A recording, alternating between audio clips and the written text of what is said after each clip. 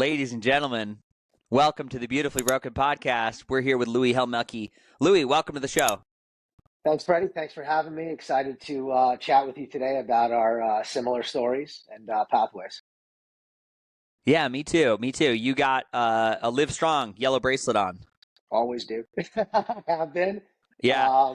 Lance is a polarizing individual with everything that went down, but I still think what he did for overall cancer, the awareness, the money raising for families, for research, for treatments for people, outweighs, the little extracurricular supplements he took when he was riding his bike in France for those years. This outweighs that, and I still support what he did to start this. Me too, man. My surgeon, as I was rolling into surgery for my primary tumor, he took his book and he slapped it on my chest. He's like, when you wake up, you're going to read this book and you're going to get through this. You're not going to die. And that's all he said to me. And I was like, it was literally like he handed me this golden glowing grail. And when I woke up, man, I didn't do anything. I didn't do anything for a day and a half, 2 days, however long. I think I flew through that book in like probably 24 hours. But every word, I was just on the edge of my seat. And I remember crying at times. And I remember being, I can't believe I have this book because this is what I'm going through right now. It was very special to me. And I have my long sleeve shirt on for people not watching this on video. I have a Live Strong tattoo on the inside of my arm. I think I got, yeah, 100%. Yeah, so he's definitely on my list. He's in Austin. I keep messaging him through Instagram. That would be great if you can get him on to talk about your story. If you do, I'm going to have to ride your coattails and say, hey, bro, can I come in and join the conversation? But I think the overall good that he did for the awareness, and let's be honest, love him or hate him, who gave a crap about the Tour de France before Lance Armstrong came along? It's like Tiger Woods years ago with golf, other than some guys that golf. He made golfing cool. Lance made, riding road bike cool and made it popular, and people were following it and rooting for him. I don't care what you say, I think, and plus everybody else was doing it in that cycle era. So it's one of those things, but I think this stuff right here, I didn't go as far as the tattoo. I may have to get my first one and maybe I'll do something like that, but I don't have any tattoos, but I still wear this. I have extras. They break occasionally. I have a little back pile stock that I got before they were kind of turning them out from Nike when they were kind of getting out of that business. But yeah, I still support it. Yeah. Amazing. I was going to say that, I definitely had my share of bracelets. There's always this article that comes up in my mind when I see people canceling something online. They want to take somebody and, they want to absolutely destroy them and their family and just forget about them, put them in a corner forever. And man, if you wanted to look at some of the stuff like Ford Motor Companies invested and funded in through World War I, like not in a cute way with the literally the Holocaust. These are people that funded like some of these camps and some of the built the ovens. And I'm like, I had no idea where money was changing hands. And now these are American companies, but it's before the conflict really got going and started. So I think if you want to dig deep enough, you can find dirt or malice or a shadow on anyone. And for me, it's the black and white cookie of the universe. This is what it is to be human. People have a light and they have a dark. And the people who never deal or talk about the dark, they scare me the most. Yeah. Yeah, it's they bitch about Lance because, like I said, he took some extra supplements there during the Tour de France, and meanwhile they're driving an Audi, a Mercedes, and BMW. We all know what they funded in the Second World War. So it's crazy. Some of these companies, and especially in the society that the last, let's say, 5 to 10 years of the cancel culture, you do one wrong thing, and some stuff is just honest, and some stuff is just, hey, I screwed up decision, and then they try to burn you down. 100%. Yeah. 100%. I'm always aware of it. I'm cautious of it. I try to be non-polarizing as I can. And usually I will start out most podcasts and I'll say that, whatever this guest offered forward in their moment of transparency and raw honesty, it doesn't mean I hold all those opinions as my core values, but I'm making a space for people to speak. So I want to transition to that, Louie. And I want to talk about your cancer journey.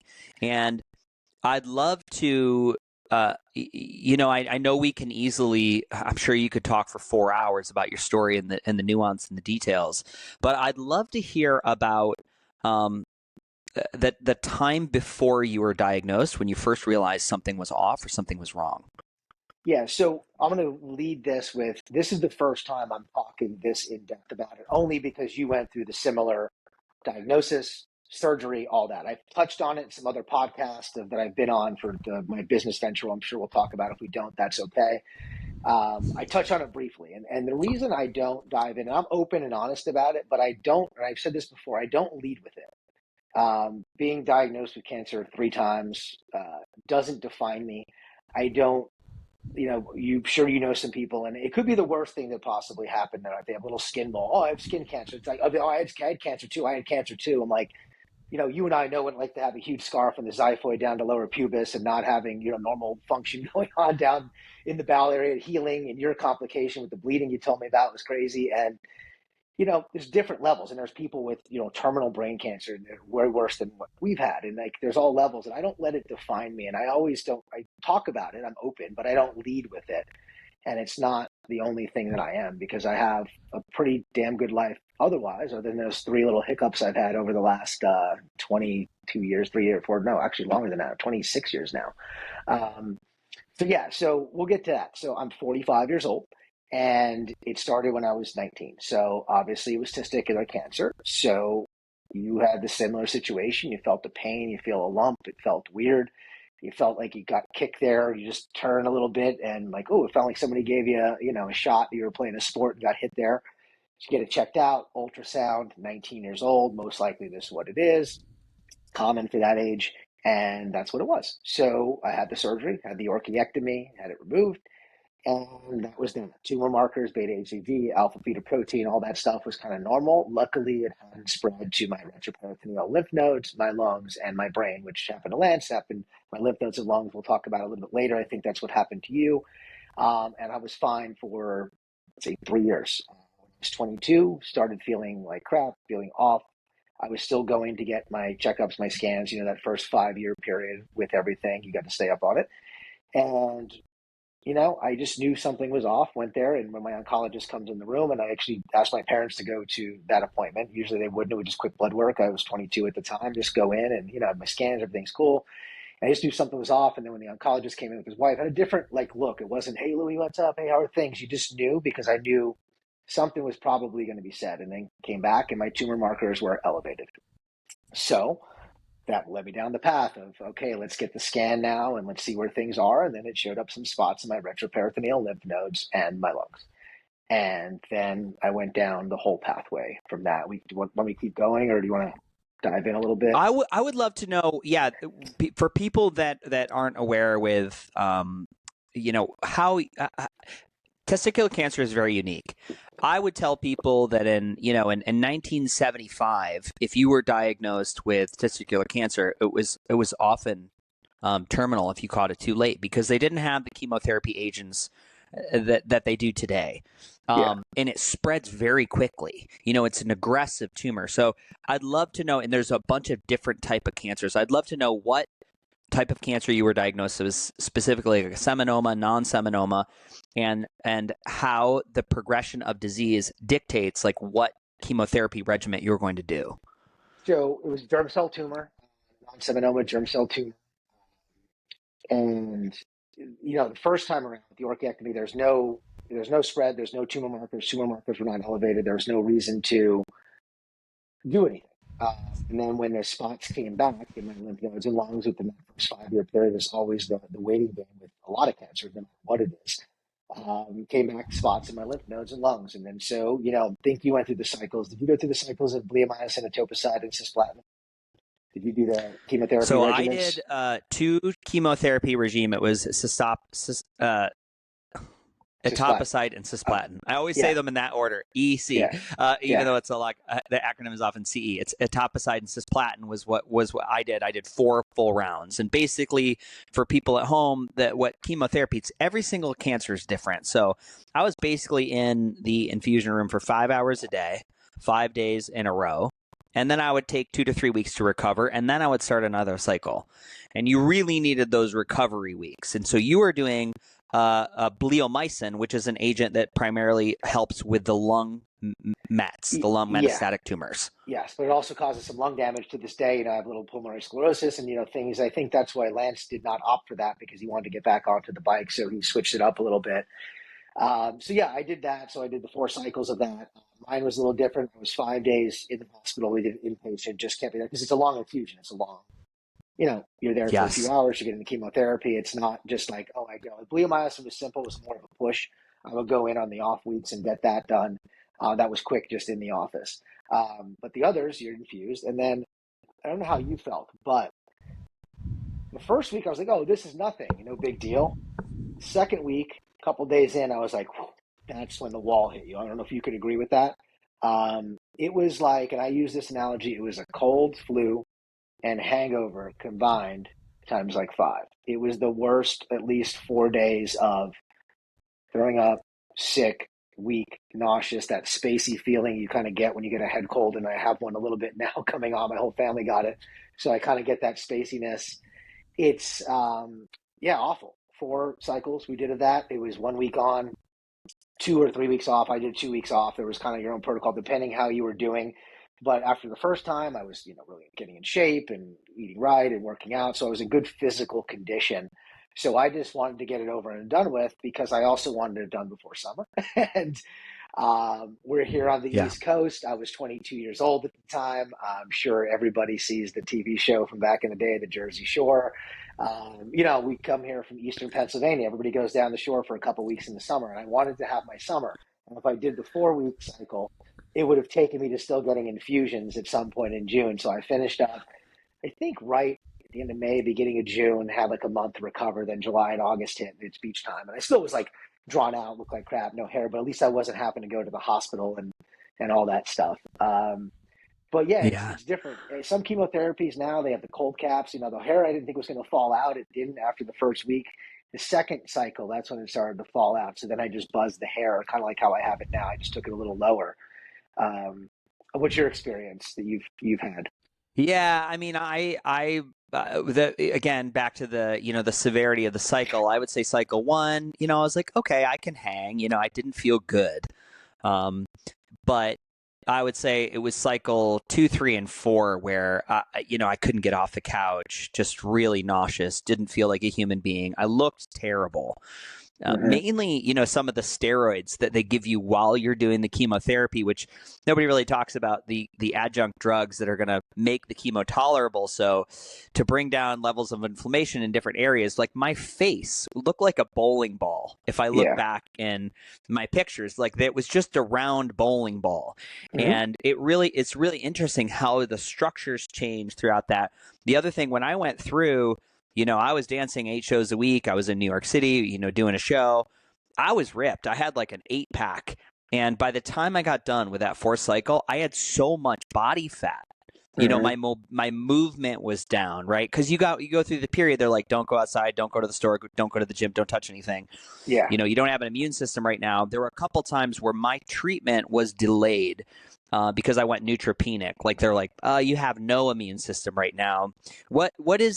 Remind me, it's been so long since I talked about this, the shots that you get that stimulate your bones to start making an immune white blood cells again. I forget. It's I can't think of it either. I know what you're talking about. I can't think of it. Man, I what don't is want that to be. called? Somebody in the audience is like saying it from the car right They're now. They're saying like it right screaming. now. They're like, They're saying I know. it. They're oncologists. I was And they like, work in the oncology field and they know it. Yeah.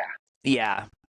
Um, What that some of those things, like my bones hurts, like I hurt in the middle of my bones, aching pain. I still remember this awful feeling. I was like, oh my God, this is a powerful, powerful drug. What's ever happening right now? Yeah. But what it allowed me to do was get back on schedule and because you're watching, I don't know about this. The other thing I was always doing, I was watching my numbers.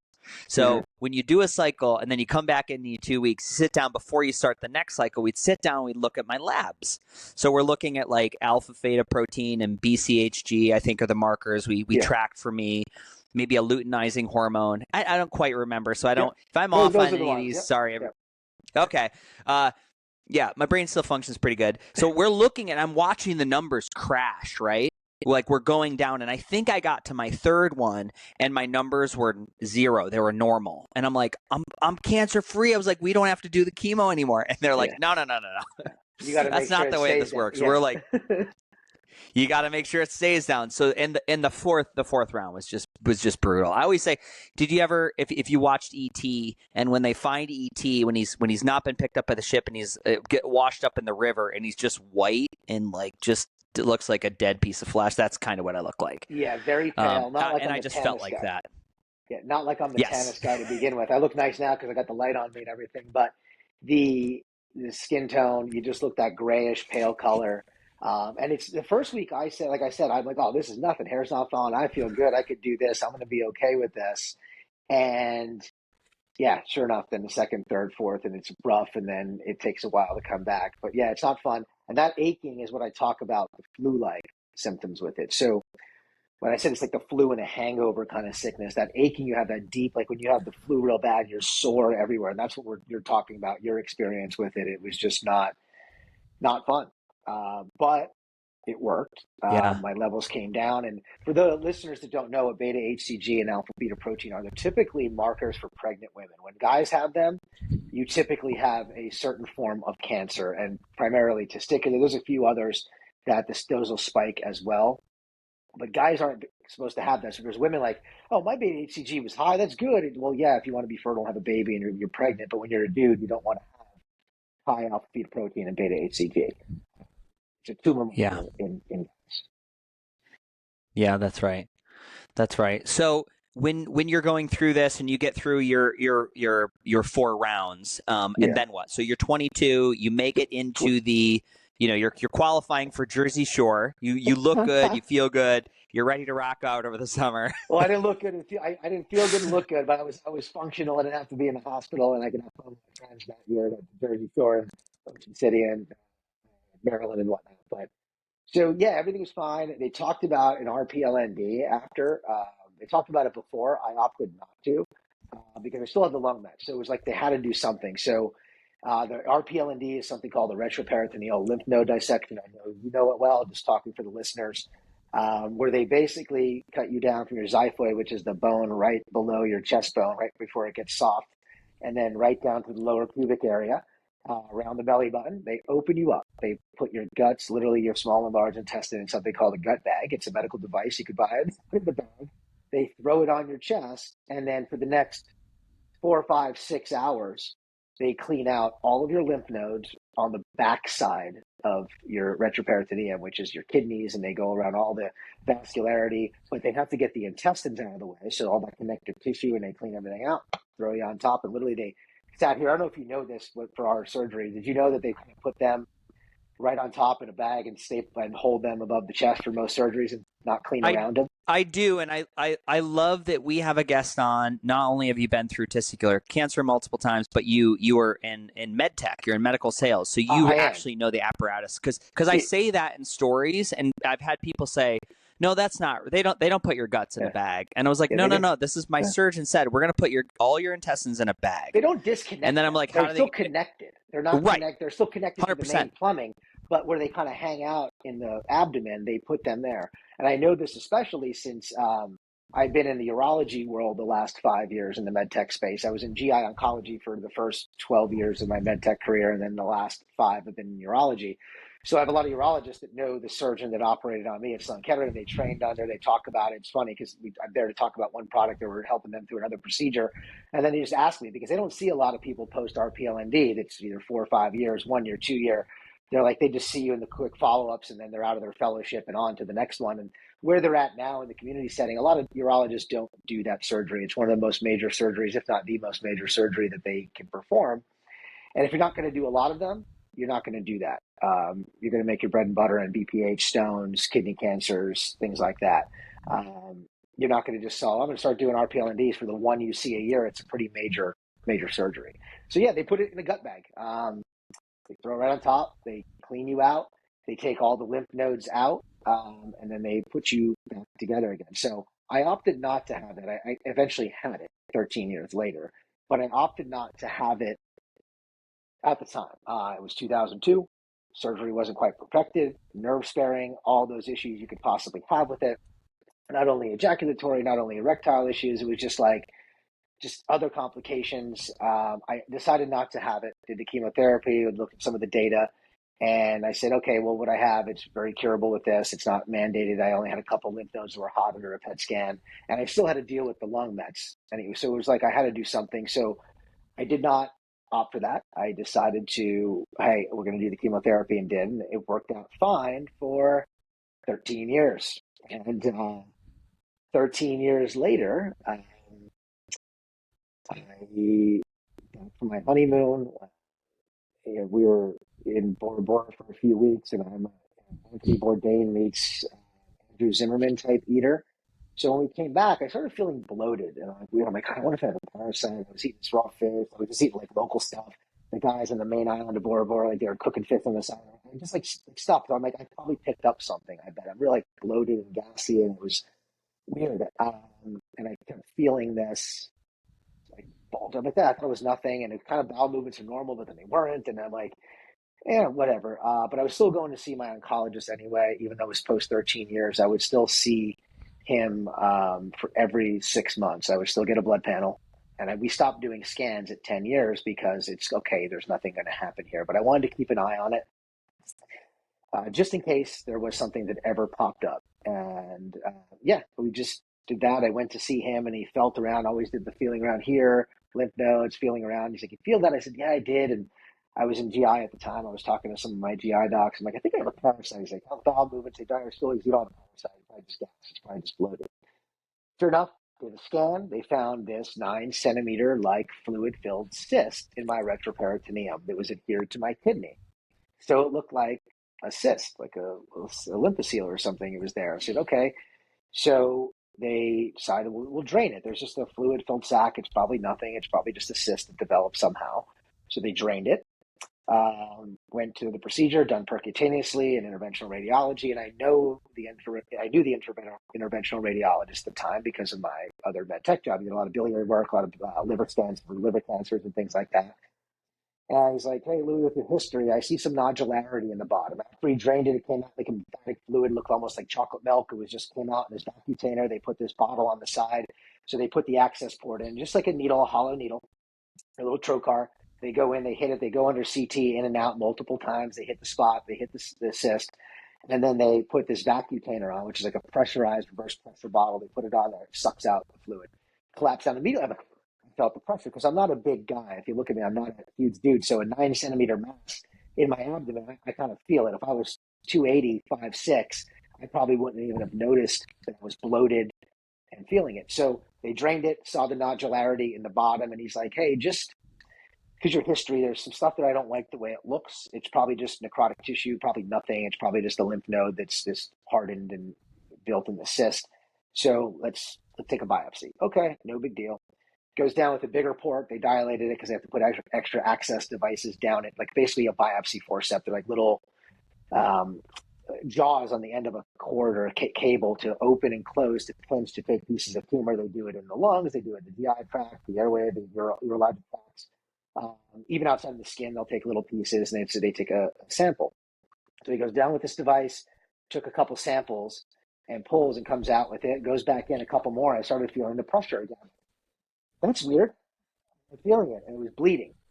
So, knowing what I know, how tumors are very vascular, even when you take in GI at the time, you take a tumor of a GI sample, it's friable, it bleeds. So you see the tumor, you take a colon mass, you take a biopsy, and it's bleeding. They're very vascular. Started filling up, and immediately I'm like, it's filling up. It stopped because it filled up in this sac, so it couldn't really go anywhere. I put some pressure on it. Everything was fine, but it filled back up to where it was, that 9 centimeter inflamed mass. Sent it out. 3-4 days later, I get a call 6:30, 7 o'clock at night from my oncologist on his personal cell phone. And immediately I know he's not just calling me to say everything's all cool at 7 o'clock at night. And I just heard the voice. And he's like, Lou, I got to talk to you. I've never seen this before. And, he's at the tail end of his career. It's probably early 70s now at this point. In my whole career, and a biopsy came back positive. And at the time, it was read wrong by a poor pathologist. And they read it as germ cell tumor, which he thought was kind of impossible because of the cycles of chemotherapy. Why would this still be germ cell tumor? Plus, the lymph node where it was located were not the ones that were hot back in 2002. So in 2002, I had lymph nodes on my left side. This lymph node that was filling up was on my right side, adhering to my kidney. So he made a couple phone calls beforehand. He's like, hey, I bounced this off of some folks at Fox Chase, etc., but we're going to send you to Sloan Kettering. There's a guy out there that has seen this once before, someone that was 16 years post. But he's like, we're not going to handle it here. No one's going to handle it. You got to go there. So, long and short of it is, I went to Sloan Kettering. And I was confused by the whole situation too. Germ cell tumor, this is strange, this is odd. Here again. Anyway, the slide was read wrong by a local pathologist. It was just laziness. Saw my history, saw what it was. Oh, it's germ cell tumor. Boom, boom, boom. Looked sort of similar. Sloan got the slides, redid them, re-looked at them, and they showed this is adenocarcinoma. So another soft tissue kind of cancer. So it's like, that's strange. Okay, nothing's my liver, lungs, esophagus, colon. Very strange. But they said, hey, this has happened once before. A gentleman, 16 years post, so you don't have the record. It's 16 years post orchiectomy, original diagnosis, that he had no chemotherapy, anything like that before, and it just kind of mets popped up 13 or 16 years later. He goes, here's a different situation. And of course, Sloan Kettering, being what they are, the leader in oncology, one of the leaders in the world, people that specialize, MD, PhDs, that their whole life is to study certain types of cancer. So they have people like, someone studies adenocarcinoma of unknown primary. And so they bounce some things around, and their best guess, and then we could talk about the surgery, but their best guess was this was a germ cell tumor that was chemo resistant that mutated into this teratoma-like cyst structure. And then for some odd reason, I make the joke because it was a couple months after I got married. I said it was the party and fun single life. I get married. And then I go to settle down, and my wife gave me, turned it on, I guess. It was kind of my joke at the time because we were only married a couple of months. And that was their kind of best guess. It was germ cell tumor, chemo resistant, mutated over time into this teratoma cyst-like. And what it was doing, and which pretty much saved my life of me being a normal BMI, being healthy, was the lymphatic fluid was going into this cyst and acting as a one-way valve almost for lymphatic fluid going in. So the tumor was there at the base, and the lymph node was there. So it wasn't kind of letting fluid out, and fluid was going in, and it blew up into this balloon-like mass that was adhered to my kidney. I have a picture of it. I could show you later. I could send them to you if you want to cut it in. So you can see this mass that was right here. And so then it was like, okay, you're going to need to have this surgery called an RPLND. I'm like, know it well. Said no to it 13 years ago.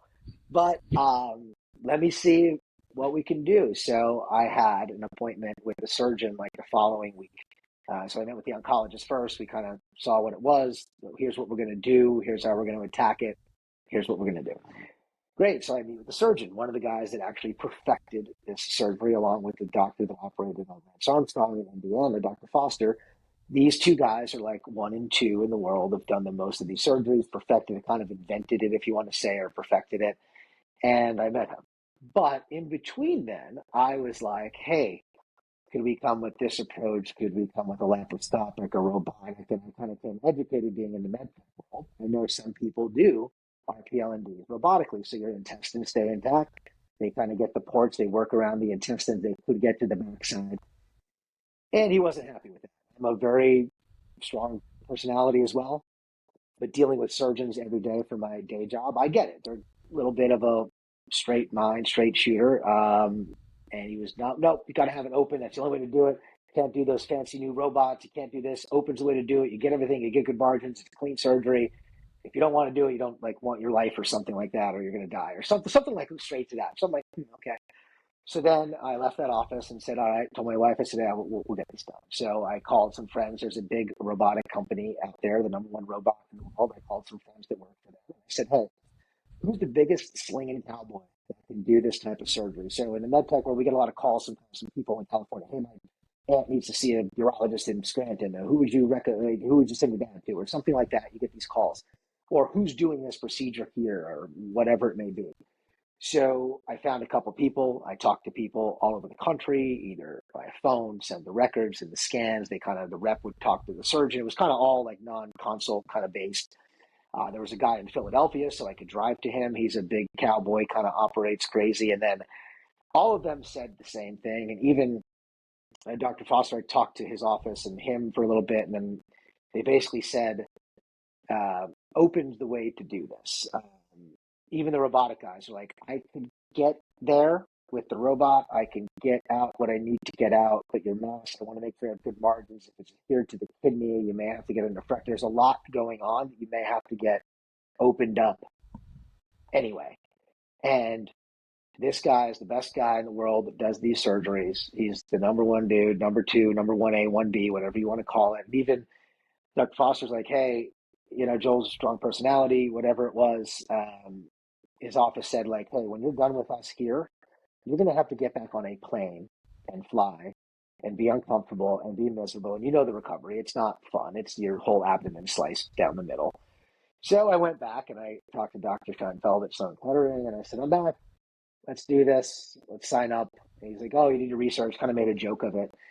And I had it there because New York's a 2-hour drive. It's like my family can come, my wife. It's not putting people out. I don't have to get on an airplane and fly back and go for follow-ups. And it's Sloan Kettering. It's not like a local community hospital doing it. These guys do tons of these, and it's what they specialize. So I had the RPLND post chemo, which makes it much more difficult, as you know, from the surgeon's standpoint.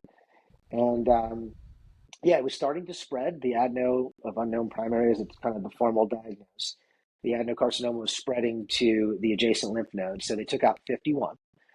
They saved the kidney. I had to consent for a nephrectomy first. It was 2 surgeons. This guy, Dr. Allen and Dr. Feinfeld, did it for 5 hours and 50 minutes, I think it was. It was a long time, difficult to get into. The lymph nodes are all hardened a little bit from the chemotherapy. They have they're harder to cut out safely. They're adhered to everything. But I had the surgery, recovery, got out in 11 days, forced myself to get out. Like once I said I was going into this, I was in pretty good shape. It wasn't like I just kind of let myself go. I was still into the health and wellness, and we could talk about that stuff later. So my goal was to get out of that surgery out of that hospital before my 36th birthday, which was December 22nd. And I went in on the 7th was the surgery. And then I was out 11 days later. I was out on the 17th. I stayed in the city a day just in case because they really didn't want me to go, but I was okay to go. And I kind of said, I'm walking out of this and walked out. My mom was there and get a wheelchair. My wife said, just let him go. My brother was like, let him go. My goal was I was walking out because they make you walk. You know how it is, dude. They make you walk around the Yeah. floors. With the thing, every day you got to keep moving so you don't have the clot. So what's the difference if I walk to the elevator, go down, and walk out to the front and get in the car that my wife is pulling up? Like I you know me, I'm just trying to negotiate at this point. I'm like, it makes no sense. Make it make sense. I could walk around the hallway all day, but I can't walk down the hallway into the elevator and out. What are you talking about? Yeah. So they let me walk out. They had to walk with me, of course. And I said, I'm not looking to go by myself. I'll wait till I get off of your property so I don't fall and it's on your watch. I get the whole legal issue, but I'm not getting Yeah. pushed out in a chair. So got out, stayed in the city a night in a hotel because I just didn't want to be in a hospital. Came back, and then 4 weeks later, 5 weeks, I went back to work. Looked like crap, was drawn out. The weight you lose post RPMD and eating right, or you could talk into that experience. But yeah, and then knock on wood, now it's been 9 years. It was in December for that post third. Amazing. Louie, I want to timeline some of this. So your reoccurrence was when you were 22, and that was 2002. Yes. And so your reoccurrence was like 2015. 2015, yeah. Started in October, started feeling bloated, got married in August. September, October, started feeling this bloat, this weirdness going on for a while. I thought I just had something. And then I was diagnosed mid-October, late October. Sloan first week in November, bouncing things back and forth around the country. for, 2-3 weeks, talking to different surgeons, different people, weighing it out my options, thinking about, okay, I'm going to be doing something in the next, before the end of December 31st of 2015. It's like, what am I going to be doing? And then I went back Yeah. to Sloan. Yeah. Yeah. I mean, I applaud you for, your tenacity and kind of following your gut with this. I mean, I would, the only thing I have to share is like, man, I think back to the 26-year-old me. I don't think I questioned anything. There were a couple things I did put my foot down on. They wanted to give me a port for chemo, and I like you, I was like, I want to be able to go to the gym. I want to be able to work out while I'm doing therapy. So I did actually, they did intravenous chemo, and it was brutal on my veins. So every single day they hit a vein, do the chemo. It was brutal on my veins. I mean, my veins, I don't think they've ever really come back, but I opted out of the port. But everything else, I didn't know anything about anything. I was so scared. And I did have a wonderful medical team at University of Rochester, Strong Memorial. Great. Again, talk about big swinging cowboy. Dr. Ganesh Palapatu was my urologist, and he was incredible, man. He was incredible. My RPL&D was 8 hours. Wow. He was, my parents were like, he was toasted, Freddie, when he came out. They're like, he looked like he ran a marathon. He was like so out of it. But I'd be really interested just to again, pick this apart for some people. There's a lot of people that I've had 3 or 4 people reach out in the last 6 months that are going through testicular cancer. And it's one of those things. You can always do this thing to monitor closely, monitor with scans. Just talked to a kid 2 weeks ago. Which in retrospect, when they got in and they did mine, it was necrotic. They cut everything out. They sent the tumor to pathology, came back. It was all dead, but it was all burnt down like a little marshmallow. There's no way to know without taking it out that there couldn't have been a cell or a modified tumor cell that was resistant to the chemo that wouldn't one day turn into ... So that, the choice I made, I think, again, I wouldn't change it. I wouldn't change it. But my complications from surgery were arguably, worse than my cancer. I mean, I was 5 surgeries of lysis of adhesions and small bowel obstructions from scar tissue and terrible pain for over a decade. I mean, terrible pain, not able to go to the bathroom, neuropathy down my legs. You're talking about the ability to like retrain your penis after they cut through all the nerves. And like you, I signed a form. They're like, as I'm 26, they're like, what am I signing? Oh, we might take a kidney. Well, what's this one? Oh, you might not ever have an erection again. Oh, what? You'll probably not have kids. You're just signing things, and you're like, you're trying to be calm and positive as you're going into the procedure. I mean, talk about, I really would question that timing around those forms, but it felt off to me. Was yours, when did you have it? What year was yours? It was 2006. I started so the nerve sparing was treatment. not out. So that was before the nerve sparing. So when I came around, nerve sparing RPL&Ds are out. So they spare the nerve. So the ejaculatory erectile issues are kind of a non-issue. But in 2002, I was the same way. And that's, I'm like, no, I'll take my chances with the chemo. And like you, I did IV chemo. I didn't do the port. And then, of course, the veins are scarred. Even when I've had blood work dozens and dozens of times. And obviously what I do now as my side project, even when the girls are like, oh, you can feel the scarring. I'm like, it's not drug use. It's the chemotherapy. It's the blood work. It's the multiple venous access. Because they could feel that. Good IV nurses can feel like the scarring on 100%. Yeah, from the damage to the veins in the AC area and forearm where they would put it. Yeah. People always comment when I go and get, because I'm pretty low body fat right now, and I have veins and striations everywhere, and they're like, why can't we see your? Why is it hard to get a vein? I was like, chemo.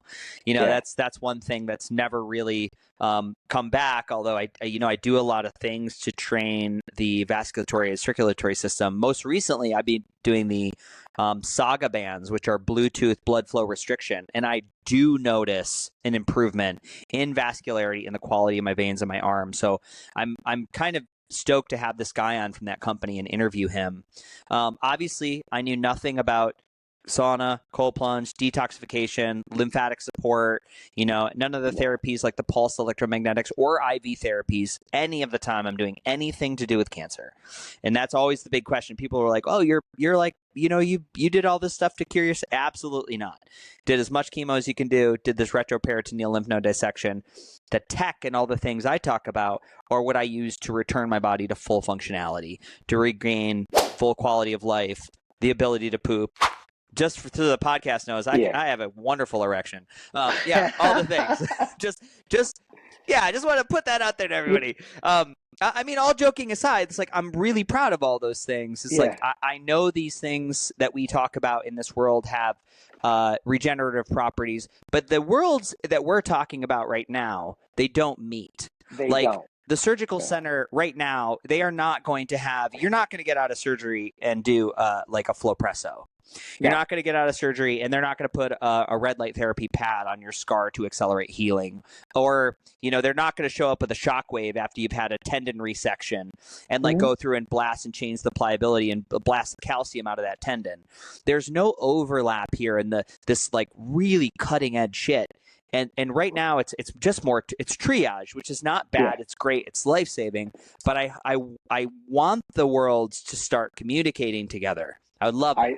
I think it will. As of a couple of days ago, I think I'm very bullish on the new administration and the Health and Human Services and what they want to do, and RFK what he wants to do. People can say what they want about him with the vaccine issue, but he also is some of the complementary therapies that may not be made by a big med tech company, big pharma company. But hey, they work. It's not going to cure it. Like you and I talked off the podcast. And the surgery we talk about now, cut it out. I always tell it because I see it in my med tech work, especially when I was in GI cancers, like people, cut the colon tumor out, cut the esophageal out, cut it out of you, get it out, and then do it. But these other therapies on the back end to help with the recovery, to complement it. And then there's the people that eat like nuts and berries and eat like certain herbs. They think it's going to cure their whatever. It's not.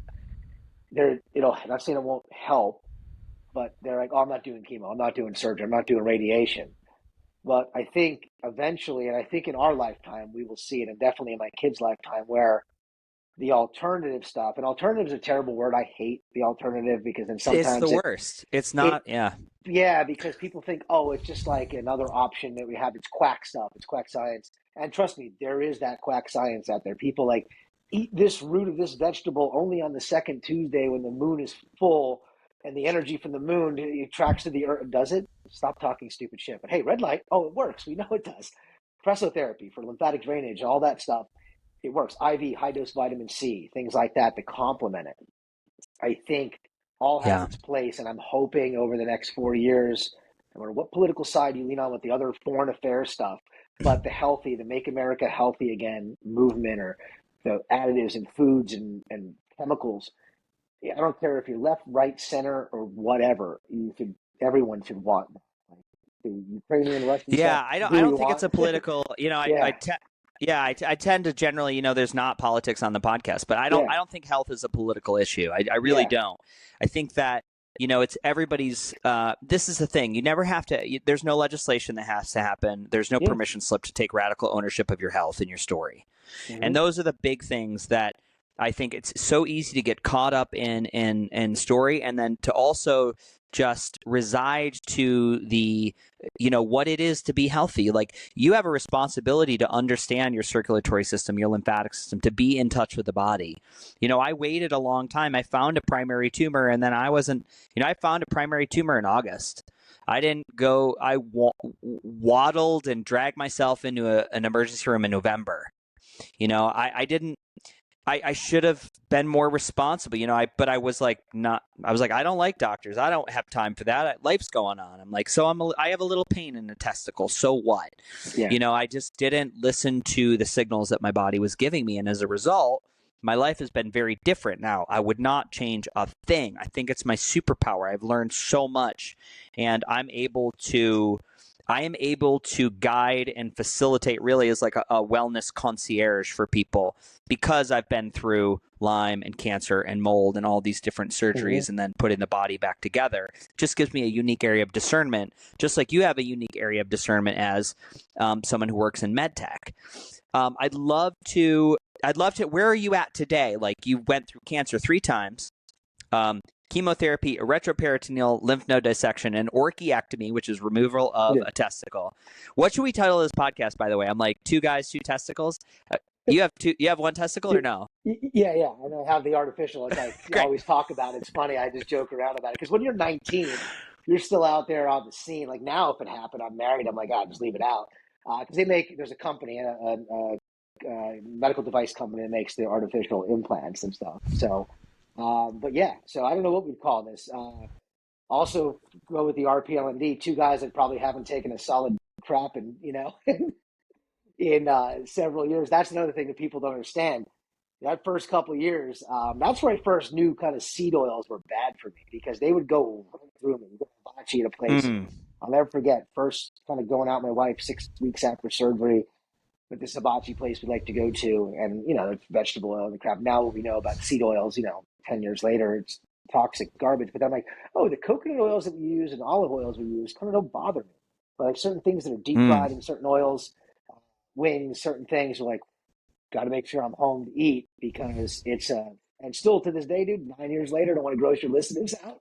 There's certain things I eat and I don't eat because of I know what they're cooked in.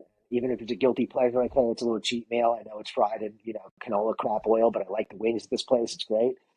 It's you gotta be careful. I can't be out. I can't do certain things. Yeah. It's just because of that. Louie, do you ever? I'm just super curious. Do you ever look at things like? Have you ever done like a functional stool diagnostic or a Genova test, or looked at the quality of your microbiome after going through chemotherapy?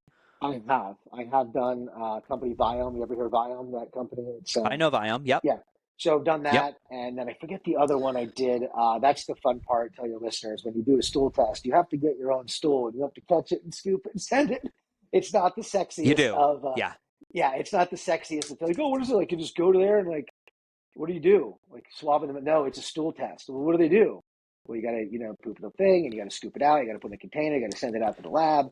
Like, my own? I go, yeah, you do. It's what you do, but you want to know about your insides. So, yeah, I've done it. Surprisingly, it's not really unhealthy. It's actually pretty good. Yeah. I'd have to look at the results again. I haven't done it in probably 4 years or so, but it was pretty decent. Oh, yeah. I didn't do it immediately after, obviously, because this stuff you're saying wasn't kind of out. In 2006, none of this stuff was. And even with the chemotherapy in 2002, like peptides or certain peptides that would protect your lungs from the bleomycin and lung toxicity and things like that. Copper peptides are one of them. I would have taken, sub-Q copper peptides to kind of help protect the lungs a little bit more, but it wasn't out. Didn't know about it. And still in 2025, people aren't talking about it enough in the allopathic method of medicine. And I never want to bash it. I never bash it. It's my livelihood. I see a lot of good things. It saves lives. But I think the other stuff that you're into, that I'm into, has to, like you said, meet at some point to work together and realize it's not always about profit and big money and big med tech and big pharma. Because some of this stuff gets kind of cheap / free, inexpensive. And I know it's not insurable billing, but people need to understand our body's a vehicle. When you take your car for an oil change, brake job, tires, air filter, that's not covered by insurance. But if you smash it into a guardrail slipping on black ice that's all over the place here in the Northeast right now, it's, your insurance covers the bigger stuff. So people need to realize, and there's got to be some sort of way, and it's way above my pay grade and way too hard to think about from a global or a national perspective, but there's got to be a way for it to make it work for what we have in our traditional medicine. And then what do you call it? I say complementary therapies. I don't really call it alternative because that gets that weird vibe to it. Yeah. I'd say complementary medicine, lifestyle medicine. Anything that lifestyle medicine, I would say anything that I got to give a big shout out to my girlfriend Cynthia Pacluda. She just got through her boards for her lifestyle medicine certification, Nice. so she's Okay. rocking and ready to go. Oh, so Yay, you guys are gonna be Cynthia! ready. You're gonna start your own I know, practice there in Austin. Nice. dude. Well, I mean, Billy, that seed is planted many, many times. I know. Now I got medical under my wing, under the Yeah. roof. Yeah, we talk about it. I think I talk to so many business owners, and it's so hard. There's a couple people that knock it out of the park, but for most people struggle. I think people jump into it with this intention. It's like you get a taste of what of what something like a shockwave therapy on a tendon or flow presso could do for your lymphatic, or something like contrast therapy between cold and hot, and you're like, this is medicine, and you Yeah. get so stoked, and you're like, I'm going to open a business, I'm going to help. And not everybody shares your passion, or they haven't all shared your experience, and there's something in that transition from the idea to a business, which I wish people would slow down and truly think about. I have Yeah. friends killing it, and they have no problem. They're like, "Oh, we're waitlisted. We don't need more clients," and it ain't Yeah. through Facebook ads. Yeah. It's because they're delivering an experience, and they're good at creating results for people, and they share the results. Like, Yeah. that's it. But there's a lot of people that struggle, and they'll look to, especially in our space, they'll look to the tech as be like, oh, I'm going to buy this tech because this tech is going to bring people through the door, which is, I don't see that happen all the time. Once in a while, there's an outlying product that people are hunting for. Most of the times, it's a practitioner, it's results. I don't know if you're in the industry on both sides a little bit. So On both Louie, can sides. you Yeah. tell me? Yeah, tell me about like So Elevation Wellness there and we what you're go. doing. So this is a business I started about 3 years ago. Still holding down my kind of W-2 day job because one, I'm not a healthcare provider. I'm like you. I've been eyeballs deep in this world for a long time. I know a lot about it, but I don't have NP, MD, all that stuff after my name. But I know a ton about it. So I have a physician, nurse practitioner, a bunch of nurses that work with me. Soon to be a second physician coming on board, MD. Um, yeah, so I put the plan together. I was going to do some franchises, and they weren't kind of good fit of restrictions you wanted to do, like some of the IV kind of, recovery center type franchises that are out there. And then I was going to this place for a while doing IV vitamin drips, NAD, things like that. And then, he's been around forever and helped me with the process, connected me with some folks, connected me with a couple of physicians, and one like the guru of peptides and NAD in South Carolina, Dr. Fred Conover, got connected with him, went down to his office for a few days and kind of got the protocols and put this whole thing together. Um, so we do IV vitamins and, vitamin drips, custom drips. We do stuff like Plaque-X, which is helps with phosphatidylcholine, which helps break down arterial plaque. Um, Methylene blue, NAD, lots of NAD, peptides. So peptides been in this weird area the last year. FDA said no. Are they banned? No, but you just can't do it. Oh, why? They're on like this naughty list of not well studied. So FDA compounding pharmacies that make real medications could make them, and then I took them off back in October. Like overnight, they added a bunch back now, so we're back in the peptide business again. I see Um, that. I see that. yeah, and they're supposed to be releasing more. They said there was a notice like, hey, the 10 or 11 they put on this naughty list. Um, they released most of them except like three or four, and then they were supposed to release more, and then the election happened, so they're not actually kind of in limbo. I'm hoping they do, and I hope they just open it wide to a lot of different peptides, because peptides are just nothing. They're short chain amino acids that aren't quite proteins that signal the body to do X, Y, Z, whether it's fat loss, cognitive enhancement, muscle recovery, healing, repairing, BPC 157, TB 500, things like that. So we do peptides, but we also have a whole we do the medical weight loss. We have the compounded weight loss GLP ones. We have the branded. We get Wegovy, Ozempic, all that stuff as well. You see a consultation with our nurse practitioner or physician online or in person, depending where you are. And then we do a lot of recovery. So we have red light panels, we have sauna, we have cold plunge, we have lymphatic drainage, we have the Pagani machine. I know you're a flow pulsal guy, but we have very similar. That's all right. Yeah, yeah. It's not Yeah. it's not a Normatec. I know it's not Normatec. It's a true lymphatic drainage suit. And then Yeah. what am I really missing? Oh, hyperbaric. I'm trying to think. I'm like, oh yeah, we just brought hyperbaric chamber. I'm probably going to bring PEMF in. I'm kind of toying around. Um, our mutual friend, Jimmy Martin talks about the higher dose stuff. Jimmy hooked us up. Like the lower, not lower end ones, like that's saying that's lower end, but I mean there's like stuff that's $5,000, $4,000 and stuff that's $40,000 for PEP. And it's like, I have a business to run, cost, money, ROI. I'm also in Wilkes-Barre, Pennsylvania, so I'm not in the hotbed of Austin. Um, so you've got to kind of weigh things 100%. out. Yeah, so I have to kind of figure out what we're going to do with that. If we're going to do kind of like a basic one that's still going to provide some value, but not going to, make me, it's like cost of a new car, I guess. So we're Mhm. doing that. And then we're looking to do some more. We're going to get into hormone replacement therapy. My nurse practitioner is going to be running that program. I have a physician, another one that's coming on board is going to do some of it.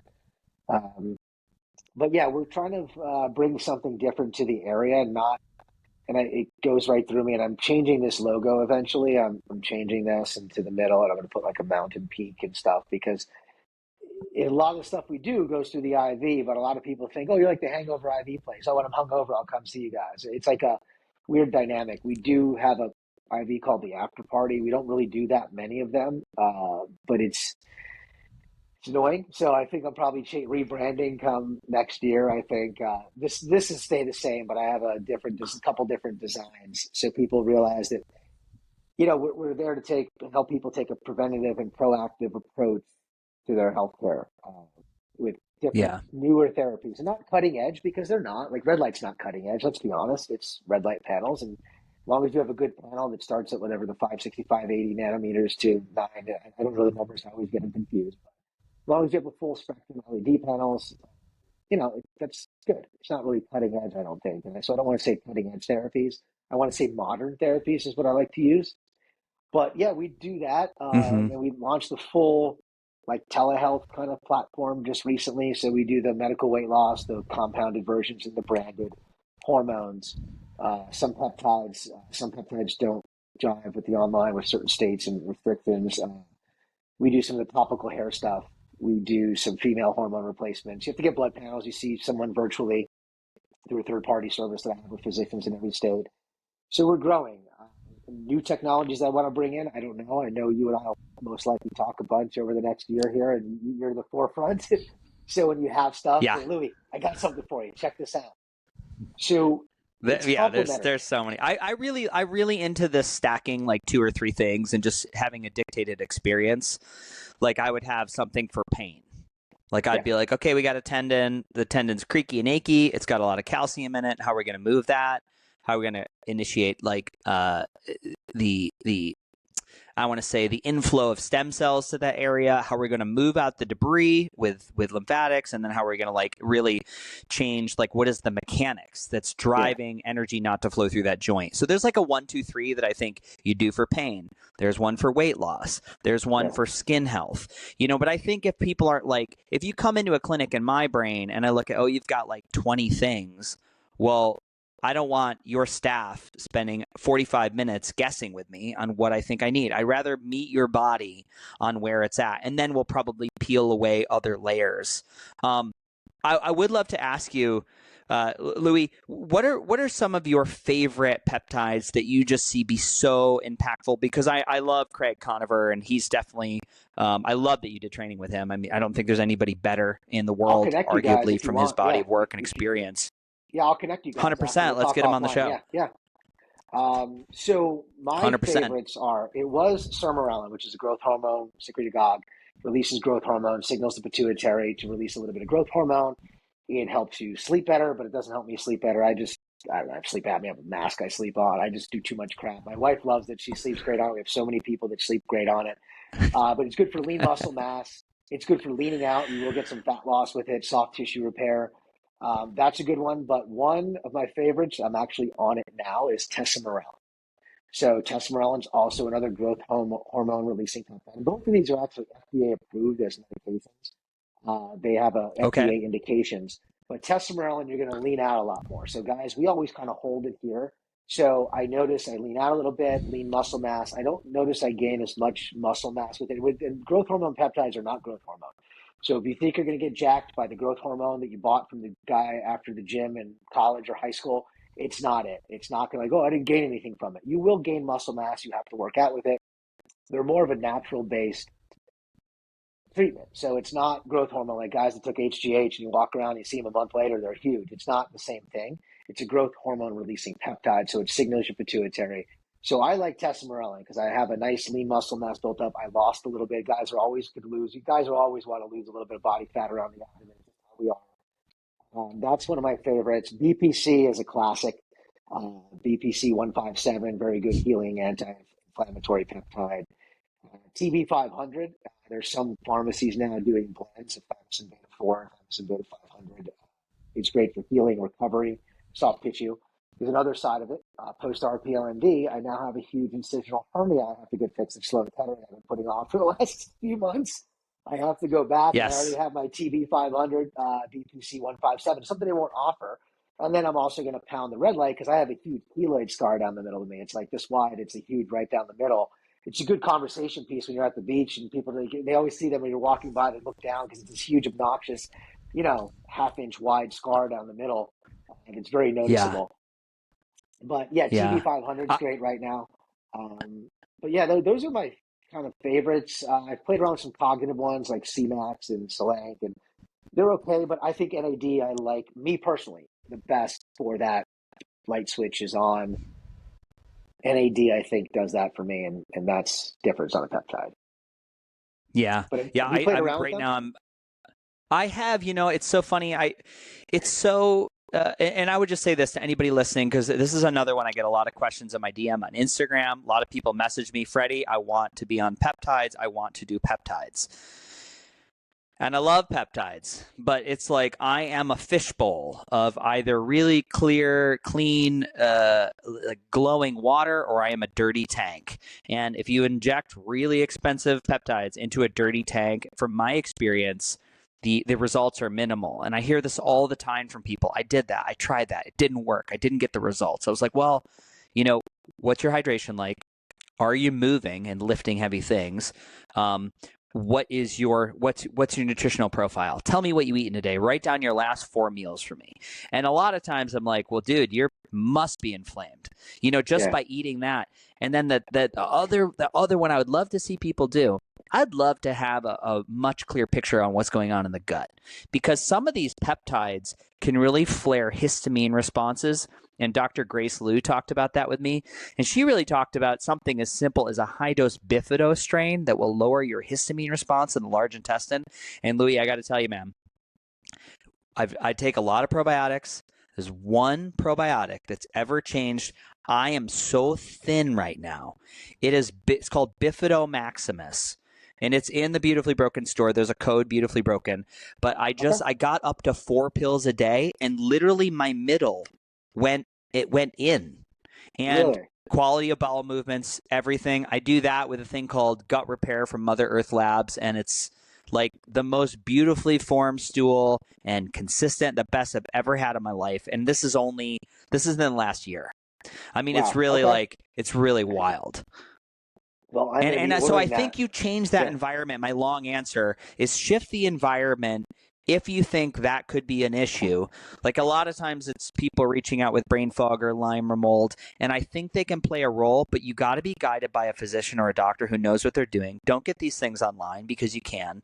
Yeah. And really you will get the return like exponentially if you invest in somebody who can look at some of these bigger pictures before you go start spending a couple grand on peptides and they do nothing for you. So and I hate when that story gets perpetuated that they may be good or may be bad. I was like, well, what was your sample set? What was your N1? What were the other cofactors in that experiment, which we're very unaware of in America? We want to treat these things like drugs, and they are a drug. Yeah. And when we look at the results of something, it's like how many other cofactors are leading to this good or bad experiment turning out the way you want. You could have not said it any better. So when I say, like, we, meaning the team, the nurse practitioner, physicians, the people that come to us that, or the clients you've seen by them, we say the same thing. And I always tell them, tell people no, because if you're going to come in and spend $500 on a couple peptides, and I always use the analogy because there's a Chick-fil-A up the road a quarter mile, and now there's a burrito place next door. I'm like, if you're just going to go buy a couple $100 here, you're not really exercising. You're going to go to Chick-fil-A and get like 3 garbage processed chicken sandwiches and not really do anything for it. The peptides are like the fine tune at the end of your healthcare, your wellness venture of, okay, I got my sleep right. I got my diet eating clean 6 days a week. I still have my cheat day on Friday, Saturday, pizza, whatever it may be. I cut out most alcohols. I don't drink the sugary drinks and the quote, the healthy. I just drink water with lemon. I supplement the right way. Okay, then it starts working. Don't come in and think, oh, I'm started working out at the gym again. I want to lose weight and kind of come up with a peptide for fat loss. You'll lose fat quicker on your own. And then when you get down to those last 10, 15 pounds you want to cut out, like the testosterone that I'm on now, like you really want to tune it a little bit, then get on the peptide. Like there's so many people that would come into us and they would like do these peptides, and Conover had these special stacks he used to do before the peptide market went kind of haywire, and the cognitive enhancing peptides. They're expensive. I'm like, do NAD, vitamin drips, do whatever. We have them do that first and get the Yeah. house in order. Because one, it's going to save you money. As much as I would like to take your $1,000 a month and 3 different peptides you want to do and all this crap, and it's not worth it because you're going to get more bang for your buck of, hey, even if you do a BS vitamin drip like a Myers cocktail, you're going to feel exponentially better if you've never taken any vitamins, any kind of minerals, anything before. And that's the thing. And we're a Thorne supplement retailer. I've been taking Thorne since 2008, maybe 7, 8, 9, somewhere around there. So I've been with them forever, and I just wanted to sell them in the place. We have I think that's the best, great cleanest company. quality. Yeah. Start with that. Start eating right. Cut out the garbage. Then come back and see us in 3 months. Do an IV. Yeah, do a drip. Come in. Stuff like that. Then, hey, maybe do some NAD, and it's going to turn those lights on. Energy levels better. Mental clarity better. Then get into peptides. Peptides are not meant for, hey, I haven't worked out since college. I'm 38. I'm looking to get started. I come here for Sermerel and growth hormone peptide. I'm getting the gym. It's not. That's the best way to say it. I'm glad you said it. Yeah. Yeah. No, I want to frame it for people. And the only caveat I'll say, now I'm going to contradict myself, is that, some of the GLP-1 antagonists, the semaglutide or the trizepatide, the peptides that are for weight loss. Now, I do see those, if you want to kickstart weight loss, I do see those be quite effective. I just said this to my trainer today at the gym. My doctor actually wanted me to try trizepatide on a low dose, and I mean like microdose. 7 to 12 clicks on an insulin needle, just low, not a weight loss dose, just to see what would happen with my body with inflammation after going through Lyme disease. Because I'm always playing around. He's like, you might want to try this. I've had some people report less joint pain, less achiness. And I was like, oh my God, I'll totally try that. The first dose, I didn't sleep for 4 days, and I didn't poop for 5. I mean, it stopped, you cut intestine, you change your transit time. I mean, dude, I could feel my intestine close like an hour after I shot it. This little dose, and I didn't sleep for 4 days. And in my nervous system, it doesn't matter if I do 2 clicks on the insulin needle. It does not like it. Yeah. And the other thing that I pause over is the amount of people that are not looking at the deep data. The data on those weight loss drugs, a lot of the loss of weight is from muscle. And if you're not pushing weight, if you're not involved in a gym program, you really got to be cautious. You can't just shoot this thing, and it's not a miracle. So we're having this thing that slows down transit time of food. We're already undernourished because our food doesn't have the same nutrients, and now we're going to eat half. For me, I think in 10 years, there will be a cost to pay from this. And that's all I say is like, you can't bypass the rules of nature. Yes. That's it. That's my soapbox. With that being said, here's how we do it differently. And people don't like it because everybody wants the quick fix. So in-house, you have to see our nurse practitioner. You see her. We do a full blood panel on you to see if there's any underlying conditions. You technically don't have to in a lot of places. A lot of physicians don't. They will do a full blood panel. We use LabCorp for it. We do a full panel, see what's going on, making sure everything looks good. And there's some people that she has had to say no to. They didn't even realize they're diabetic or pre-diabetic, and like, hey, we can't manage. You got to see an endocrinologist. Your A1C is like 8. Like, do you not notice anything different in your life? Wow. So there's a couple. And then there are, we have to, after you do that, you pass the blood work. Okay, now you're going to go see our dietitian. We work with. She doesn't work for me. She works with me. We started out at the same time, and she was using my place for a bit. We have a great partnership. She has 3 dietitians now that work for her, and they're dietitians, not nutritionists, but they also do in-body scans. So every 3 months, you go, I know it's not as good as a DEXA, but it's as kind of close and convenient as you're going to get. So initially you get a scan, you get meal plans. You kind of follow along with, her name is Brooke. You follow along. She gives you meal plans. You could do her app. You could switch over to her full time if you have insurance. If not, she gives you a very deeply discounted cap rate to pay if you're a client of ours. We do a scan, and then the scan, and then they're on the GLP-1, branded, unbranded, for 3 months. Then they have to go back, and before they can get filled, they see Allison. We do another blood panel, make sure everything's looking good in the blood, making sure you're following Brooke. You see the meal plan, everything good. And no, yeah, you're getting the in-body scan. And some people actually get fatter. They lose weight, but like you said, it's muscle. And Peter Attia talks about this in his practice when they were doing it. People were losing some muscle. So yes, you're getting way less, but you're getting your body fat percentage went down a little bit too, but it's actually higher to the ratio to your muscle than when you started. We've only had a few people where that kind of happened to, and then you have to dial in the diet. So Brooke will give them a new meal plan.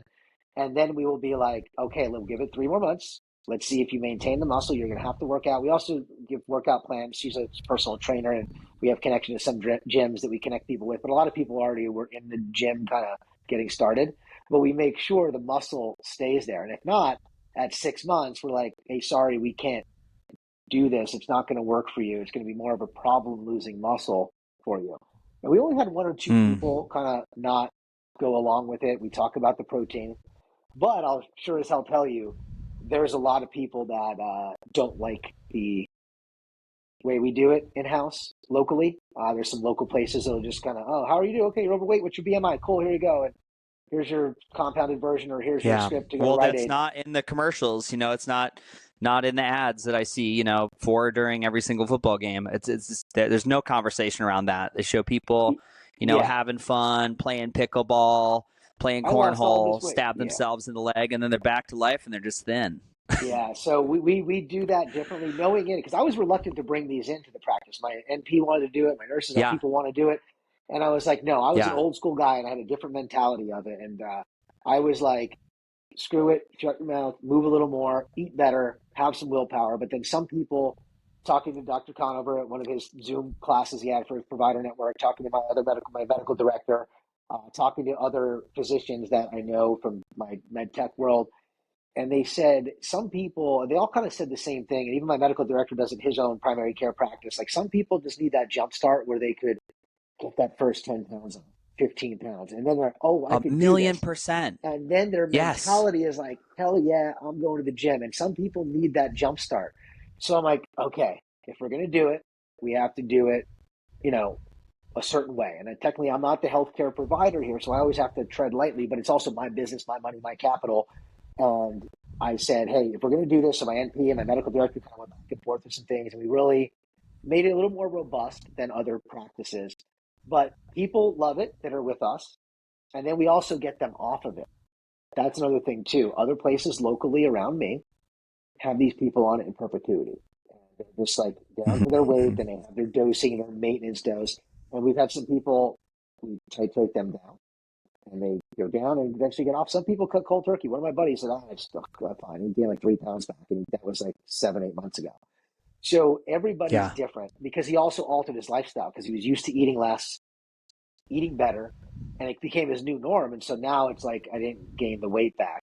But if you're going to stop that and then go back, like the Chick-fil-A analogy, go up to Chick-fil-A and go get, a couple waffle fries, chicken sandwiches, and a shake, back to that routine, it's going to eventually creep back up.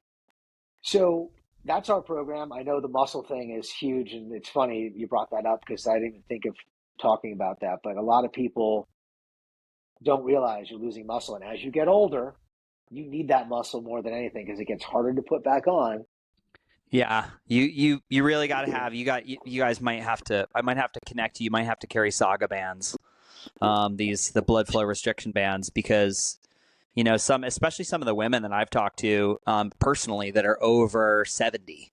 I mean, just guns, jacked, and just it's unbelievable. I think it completely is occluding, and I'm a novice on this. It's completely occluding venous flow into the muscle. It's partially occluding arterial flow. Arteries are deeper. That's right. Yeah. And so it's the workload feels way more intense. Like you could be pushing, 45 pounds on a sled where I'll normally have 8 plates on. I could have 2 pounds on and I can barely do, 12 reps. So there's not that strain on the tendon, but the muscle belly is getting this crazy workout. And, Yeah. I think it's a 30, 15, 15, 15. You get this amazing hypertrophy. And this is like Yeah, a I would love to $500 device, which, yeah. learn more about this. Yeah, we'd have to talk offline. I'd definitely love to learn more about this and see how it works, your experience with it. Yeah, they're great because you don't need, again, if you're in a hotel room, you don't have a weight. You could curl a soup can, if you Yeah. had the BFR on, and you get this crazy hyped up hypertrophy. Yeah, I want Yeah, it's to a really. talk But to you. anytime I hear the program and I'm hearing what you're doing, and then my brain is just like, oh my god, they got to add this, and then this would be so great because this could be a Yeah. home rental thing. You don't need to come in for this, right? Yeah, that's You could really really cool. amplify Yeah, we these could talk results. offline about that, but that's interesting. But yeah, so that's my venture. So I got into the whole this space is because of the cancer that you're always looking for an edge, looking to hey prevent it, looking to see what I could do to minimize potentially getting it, a fourth time or whatever it may be. And then Yeah. one thing led to another, and then I said, there's nobody doing this in the area. It was closest place was like an hour or so away, and now there's a couple places that do IVs and stuff, and there's like dental offices that seem to do GLP-1s now. It's crazy, like some of the places that pop up. Uh, but yeah, we want to Making do that something, money. completely different. You talked about the stem wave with the calcium. There's a lot of chiropractors. Certain ones that that send that do more than just crack the back chiropractors. We're not into that whole thing, but there's Yes. a couple that are actually Yep. active release. They're almost like physical therapists, but they have a chiro, so it's like a little hybrid. Works well with some of those. They talked about stem wave. We might bring that in. I have a call. I've been back and forth with the company with stem wave. You ever heard of stem wave? The actual company. It's STEM wave. So they're Yeah, all the big trade shows that I go to with either, when I go to Flowpresso or Amp, I yeah, know everybody. I get to try them all. I get to hear the pitch. I get to see, they've got this great projected ROI. I think they're very similar. And like you, yeah, I would always just be aware of where I'm at. What is my financial market at? yeah, Does my economy support $100,000, $75,000 device? Maybe, maybe yeah, not. So it yeah, just depends on where you're at in the country. Yeah, I tend to pause around those numbers unless I've got a really wild practice that has great inflow, or if money's not a thing to me and I'm yeah, independently funded, I don't care about money. Then I'm like, yeah, oh, well, go buy that one. That's the one you yeah. want. Exactly. So yeah, that's something we may I look want to at. ask you to. Yeah, no, go ahead, go ahead. No, that's something we may look at as another alternative kind of therapy, complementary therapy, stem wave. We may get into that. Don't know yet. We don't know where it's going to go. It's like I said, it's always evolving, and there's new stuff. As you know, you've been in this world more than I, because it's kind of your main kind of world you live in now. But yeah, we'll see where it goes. So today, Louie, going back to the conversation around cancer and oncology and really early detection, like do you have any pillars that you're trying to hit every year? Are there things you're testing for aside from the normal blood markers?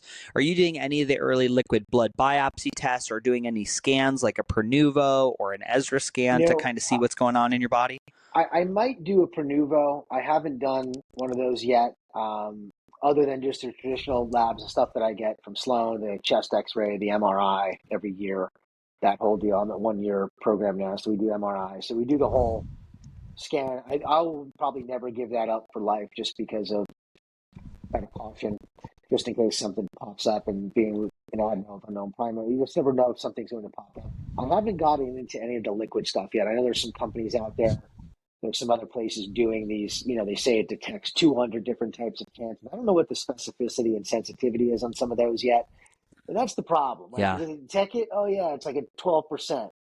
So it has 88% chance it's not going to if I have it. I don't like yeah, those odds. So I don't know the liquid biopsy stuff and knowing of that from my med tech side. And there's a lot of companies out there that are getting into this. I think it's good.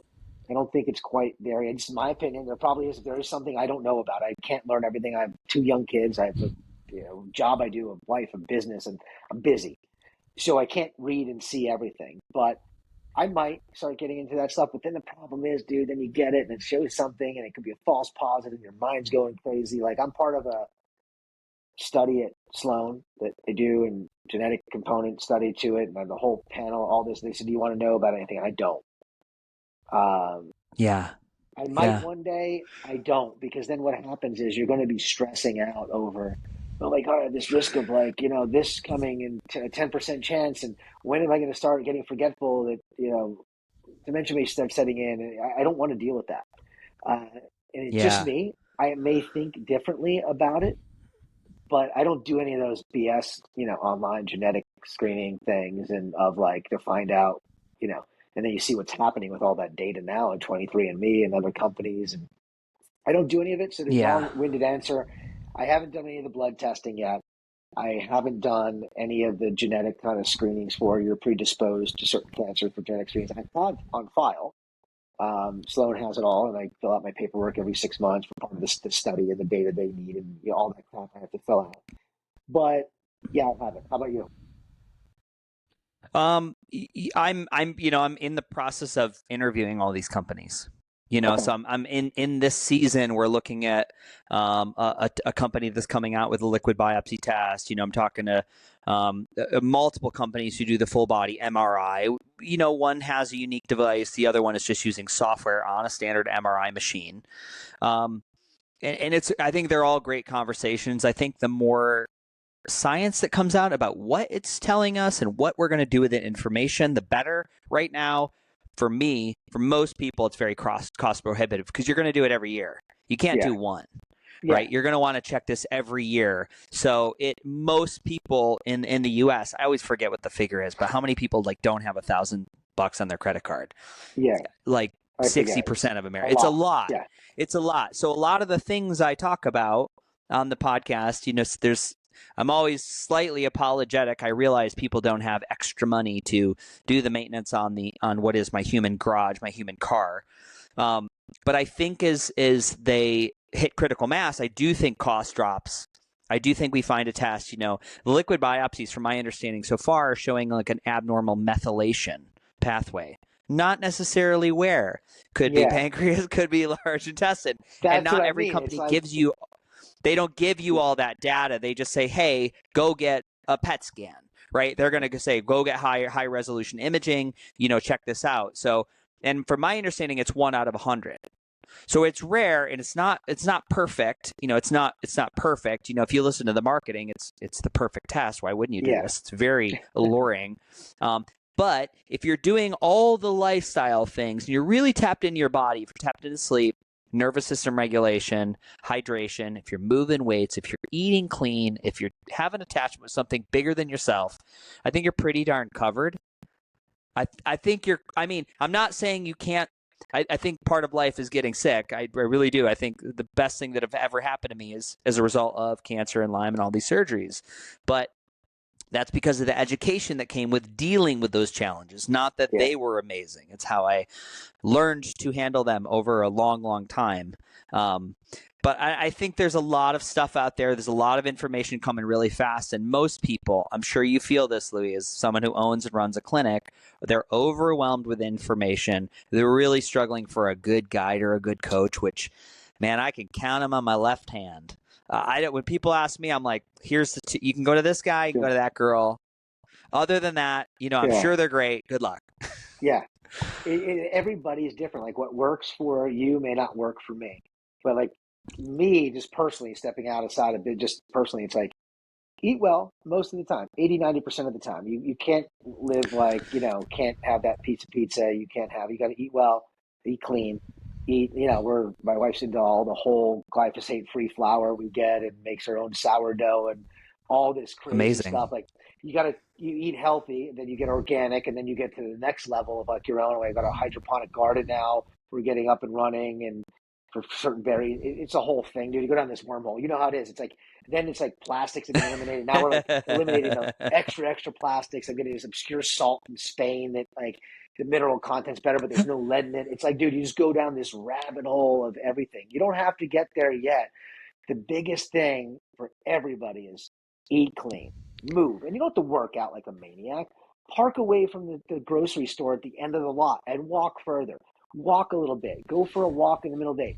Get sunlight exposure. Sun is not your enemy. It is good. Too much of it is when you're walking around looking like a leather suitcase at the beach because you go out every day. Get a red light panel, something simple and cheap, not a huge, big commercial $140,000 bed. Get a $400 tabletop red light panel. Get a sauna, cheap pop-up sauna. Get like a low EMF. You have a portable one where your head sticks out. We have one of those. We have also the big one you sit in. Heat exposure, hot showers, cold plunge. You don't even need to be a big, huge commercial $4,000 plunge. Buy yourself a couple $100 chiller, like the Nuvio chiller. I just got one of those. I think it's great. We have a commercial one in the building in our business, but like at home, goes in a huge soaking tub we have. And I have the barrels for outside, but outside right now it is, it's 22. It's the hottest it's been in 4 days. It was single digits for 5 days in a row. Last year when it got this way, I'm busting the ice on the top like this thick. I get in the barrel, and I'm like, oh, this is too cold. If I don't get out now, my wife and kids are going to come home and see me. I'm going to be frozen. My legs are shutting down. Keep it at like 45 degrees. Get in it a couple minutes a day. It's cheap and easy. And then when you get that house in order, then talk about all the technology that costs a lot more money. But you can do all the other stuff for basically free, except for like the red light panel, because if you can't get out in the sun every day or whatever it may be. That's my kind of 2 cents. Yeah. And I know you believe the same. Yeah, no, I would join with you at Northeast Corridor. I think Vermont, Connecticut, New York, Pennsylvania. It's just gray and overcast and sad in the winter. And if you can get some extra light, you will be happier. That's a relatively, especially those like I love light path LED. Paying over time. Most people can afford that to do a payment plan on those or whatever, however you do it. They're quite affordable, and it really helps with pains, microcirculation, but most of all, that seasonal depression, you're just not as sad with the red light. Yeah, when you do red light, it's a huge difference. I love it. There's a lot of different things, but like you said, all the crazy stuff that you're into way above my kind of level, because that's kind of what the world you're living in with the podcast. You talk to all the people about this crazy technology, new devices, but it's expensive right now. And I'm hoping in 5-10 years it gets cheaper, like the flat screen TVs. You remember in the early 2000s? Oh, yeah. Yeah, my first one I got was $3,800 from Circuit City. That's how long ago it was. Circuit City is not even in business anymore. And I saved all my money for this, and I got this for my apartment. When I was living in New York at the time. I got this nice flat. It was 42 inches only. It was so expensive. And now I can go get like a Samsung for like $300. Get a Vizio for like $150, a big 50-inch TV in Sam's Club or Costco. I know. So I'm hoping one day the medical complementary therapies get to that where, hey, we could buy a red light panel for home for $250, a full stand-up panel. Yeah. Yeah, it's happening. The desire and the drive is going up. It's happening. People want to feel better. They do. Yeah. They do. And whatever means they can afford and are accessible to them. Just closing it out, Louie, I just want to be mindful of your time, and we could tap in. We could do another one. Just we could pick like one little topic. As a cancer survivor, what would you say is your biggest, if there is one, what's your biggest gift from that experience? To realize that there's other more important things in life, and my diagnosis, like we talked about in the beginning, doesn't define you. Look at all the other stuff you have going in your life. You could either take that diagnosis and be woe is me and be depressed about it and miserable and shitty about it and just think the negativity. But then you can look at the outside like, oh shit, I'm still here. I got a beautiful wife. I got a great job. I got a great family. I got kids. I got two cute little dogs. They're like this big. It's awesome. You can look at things, the positive of it, or I can still be like, oh, I got cancer. Look at my stomach. I have this big scar. It's ugly. I have now a hernia. I don't look at it the negativity. So I think the biggest thing from it is just don't focus on the negative side of what happened. Face it, deal with it, and move on. And look at all the positives, look at the other things you have. I'm not saying you don't have other bad things in your life. There's other stuff that I honestly think is probably worse. And sometimes you can't see looking at things like, oh my God, like you'll look at something and that's my biggest thing is I look more on the positive side of things of what I have as opposed to what kind of I don't have or was taken away from a health perspective. Yeah. And if you could go in your primary diagnosis, remind me, you were 19? 19, yes. You were 19 years old. If you could go back and give any advice to your 19-year-old self after your first diagnosis, what would you tell that person? What would you tell little Louie? What would I tell him? I would say start a complementary med tech company that offers red light, sauna, cold plunge, presso therapy, and get at the forefront of this. So when people back in 1999 are wondering, what the hell are you talking about? Red light? What are you doing? I would say, no, what I would tell myself is, it, that was going to be funny, but not, also not. Like, I wish I would have had the knowledge of what I know now of the complementary therapies to ease the recovery, especially the chemotherapy side of things. And then the surgery, I wish I would have known some stuff. But I would just go back and just tell myself, like, okay, it's a bump in the road. You're going to, deal with this. It's not the end of the world. Uh, there's probably going to be other bumps, but just keep your head down and be ready to put forward because, it's not going to be an easy road. And I think that's it. I don't know if that's the best answer. I was going to put on the spot Yeah, for that. I'm that's trying to great. think of how to describe it. I know what I'm trying to say, but I can't say it right now at the moment, if that makes sense. Oh, it's clear. It was clear. Yeah. Where can people find you or the clinic online if they want to follow? Me, I don't have personal social media, but you talked about people reaching out to you. I could just be reached at Louie, Louie, at elevation-wellness.com. I'm more than happy. I've talked to one of the nurses that I work with in my job. Her son was going through it. I've talked to people like you have. They reach out. Pre-chemo, post-chemo, RPLND. They're all young kids of like, reach out. I'm more than happy to talk to anyone about it, about my experience side of things. Uh, that's kind of my email. I don't have a personal social media footprint just yet. Our buddy Jimmy Martin's telling me to kind of start one, but I'm just like that. But Elevation Wellness 172 is our social across all platforms: LinkedIn, Instagram, and Facebook. We're on there, and I'd be happy to talk both. Answer stuff with folks going through it. Anybody just wants to reach out, shoot me an email. Anybody that wants to talk what we do, I'm more than happy. Or if you're involved in somehow adjacent businesses of this, I'd be happy to talk about some stuff. Amazing. So that's elevationwellness172.com. Yep. Elevation Wellness 172 is my screen name, my handle for all the social. The website is Okay, great. elevation-wellness.com. And then my email is Louie at elevation-wellness.com. Got it. Awesome. We'll put all these in the show notes, guys. Louie, it's been a pleasure. Can't wait to meet in person. We'll definitely be talking more in 2025. We'll talk, buddy. Thank you, Freddie. We'll talk soon. Have a great day. Big love. Thank you for sharing Thanks. your story. Bye-bye.